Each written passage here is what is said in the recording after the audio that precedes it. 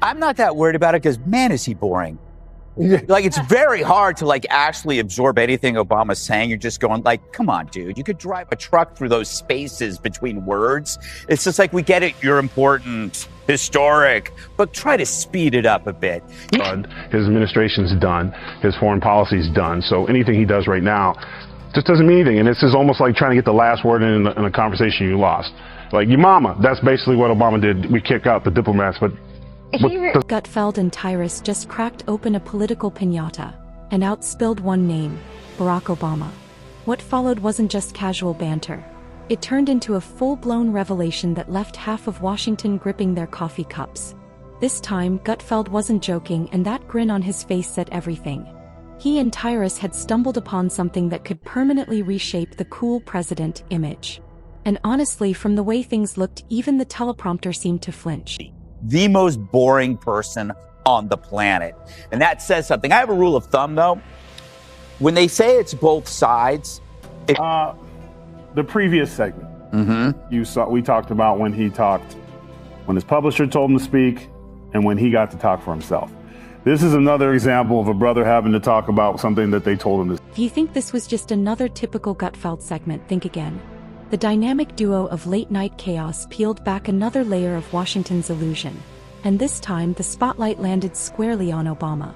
The man once known for his calm, collected charm suddenly found himself at the center of a rumor so strange, it almost sounded scripted. Gutfeld and Tyrus didn't just talk politics.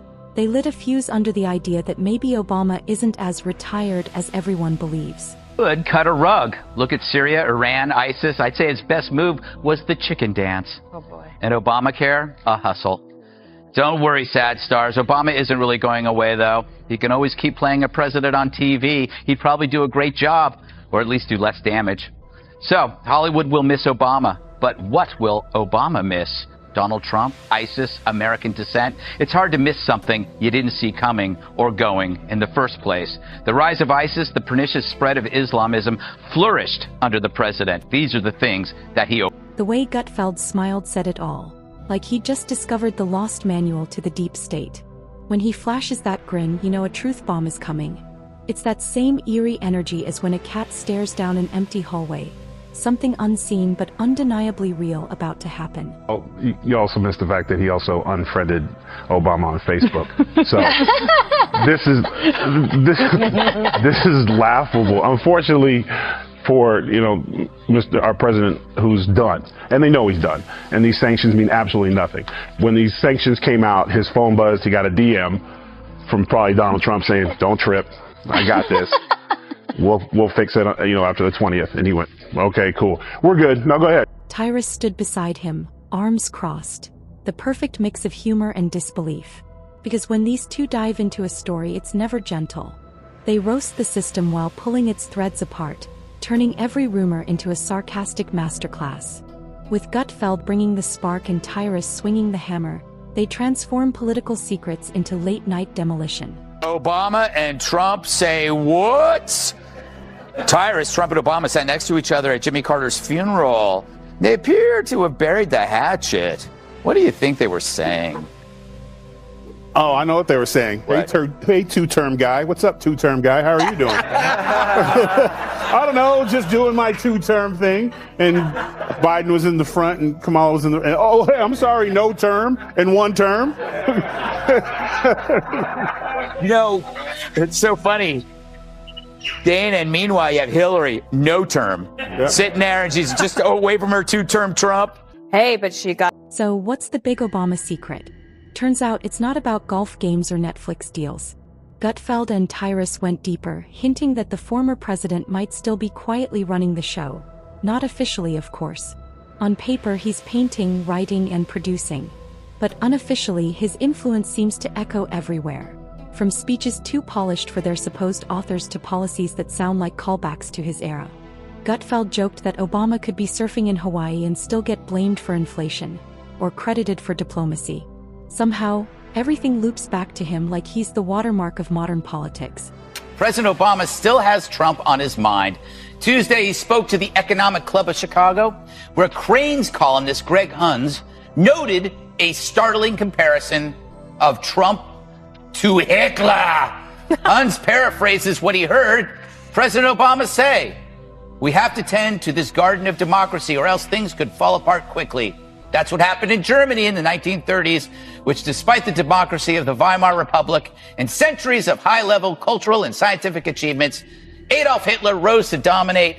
60 million people died, so you got to pay attention and vote. So, Nazi Germany. Gutfeld called it the invisible presidency. The idea that Obama never really left power, he just rebranded it. He doesn't need podiums or motorcades anymore. A few quiet phone calls and the world tilts in his favor. Tyrus laughed and said, "It's like Obama still has Washington's Wi-Fi password." The timing, the messaging, the tone, all of it feels too perfectly aligned to be coincidence. It's as if he retired from the office, but not from influence. Obama could walk into a summit uninvited and the world would just nod. That's how permanent his presence feels. Website, I think, was $29 a month for the Fiddling crew. I don't think the American people are glad to see that one go, but when Kennedy acknowledged earlier that Joe was going to be taking this over. So they put the two most easiest things to cut off. There was no victory. And I think he understood that, because let's remember, when he got out, when his term was up, he did not endorse Joe Biden because Joe Biden was crooked and was fleecing the country Then came Gutfeld's favorite twist. Obama isn't just a politician anymore. He's a franchise. Obama, the sequel. Obama, the reboot. Obama, executive decisions, now streaming everywhere. He's turned legacy into lifestyle and influence into art. Tyrus noted that while most politicians fade into lecture circuits, Obama somehow leveled up. He made mystery look cool, power seem effortless, and control appear casual. The man could post a photo of a sandwich and still ignite a week-long debate about its hidden meaning. That's not politics, that's myth-making. For the rest of your, it's like, how could this be bad? And you have cheap natural gas, but he is terrified of, I think, the environmentalist factions in his own party. Being he can't cool. say, being not cool. That's what it is. Thank you. That was a good heckle. Heckle. But it's true. No, he's scared. He is scared of that's part of the problem. Is environmentalism is perceived as a. As expected, the internet went wild.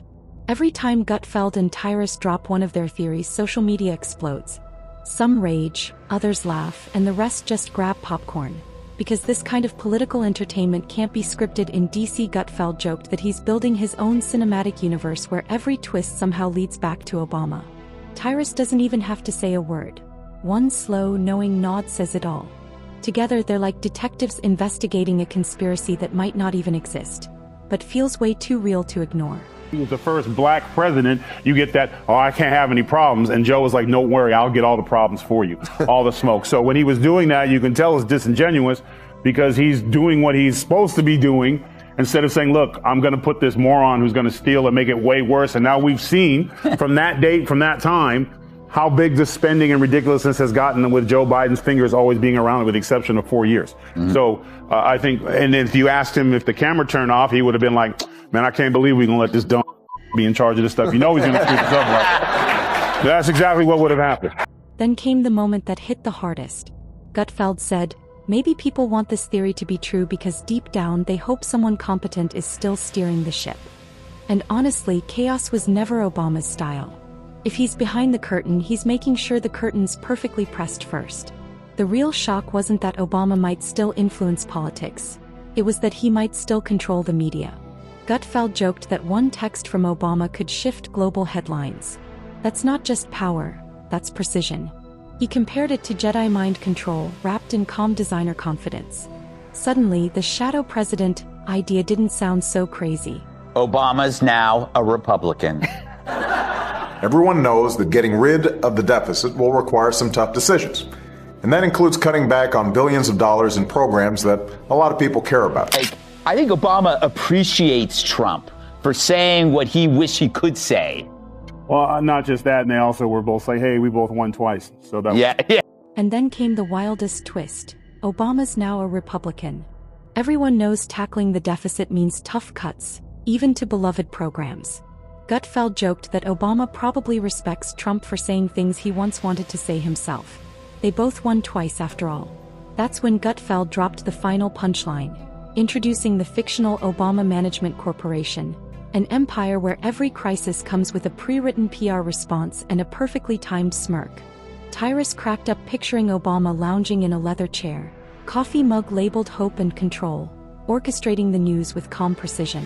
Because if anyone could make power look effortless, it's him.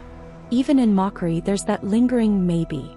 Maybe Gutfeld's not entirely wrong. Maybe every smooth headline, every seamless policy still carries a trace of Obama's rhythm. If true, he's the most charming puppet master alive. If not, he still wins, because the myth keeps him immortal. Gutfeld ended the segment laughing. Even in 2080, someone will stumble on a scandal and a hologram of me will whisper, "You know who's behind this, right?" And the world will still nod, because when you're legends that strong, truth barely matters anymore.